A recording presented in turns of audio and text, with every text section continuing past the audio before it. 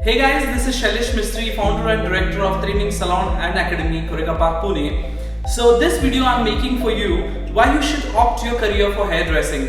So first I would like to tell you how did I get into hairdressing, because a lot of people ask me this question, a lot of my clients ask me, how did you get into hairdressing? So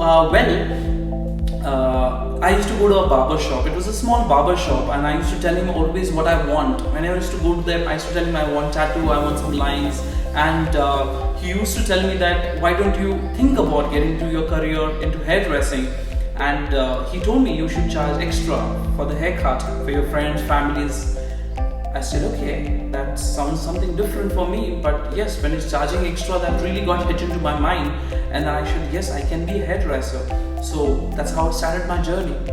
Why everyone should have a personal hairdresser for themselves is simply because once you start going to a same hairdresser, he or she understand that is what kind of a person you are, what you like to do, what you don't like to do.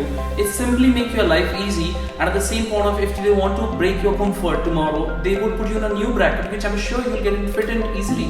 So that's why you should have a personal hairdresser who understand you and have a good relation with your hairdresser. To be an artist is a very different feeling, guys. It's a fun, because when you're doing clients, you are every second, every moment you're doing different job.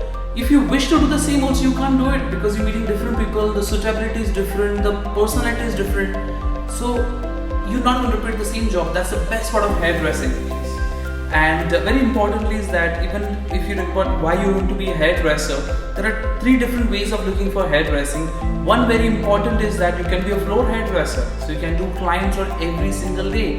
Second is very important is, guys, is I would say you can be a good trainer. So if you love to teach, you can become a good trainer. And third important point is that you can be a celebrity artist. You can be a celebrity hairdresser if you like Bollywood, Hollywood, you like stars and you like to meet them, you like to have shoots with them.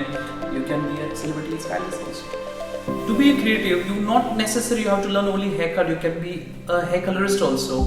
Hair colorist is fun because imagine you're meeting different people, different personality. Everyone has a different complexion. What will enhance their personality, which will complement their skin tone. So I think coloring is also fun, which is a part of hairdressing. As we know, the fashion keeps changing every day, so you learn also every day something new. And I would say that journey doesn't stop forever of your life learning something new and new.